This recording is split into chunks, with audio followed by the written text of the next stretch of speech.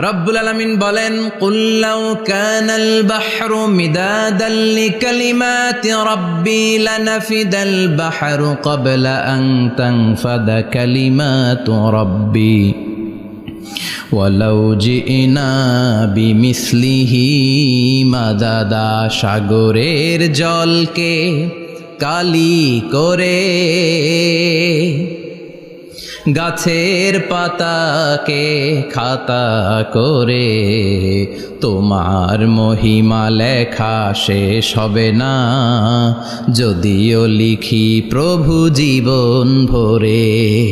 সাগরের জলকে কালি করে, গাছের পাতাকে খাতা করে, তোমার মহিমা লেখা শেষ হবে না, যদিও লিখি প্রভু জীবন ভরে। সাগরের জলকে কালি করে, চিল্লায় বলেন ঠিক কিনা?